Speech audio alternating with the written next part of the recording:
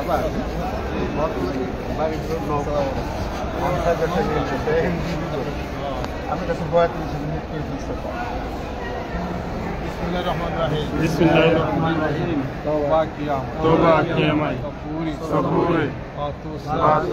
और सबूरे कामों से और बैत किया भाई मेरे मौला इस तौबा और इस बयान को कबूल वली बनाए आमीन इल्लल्लाह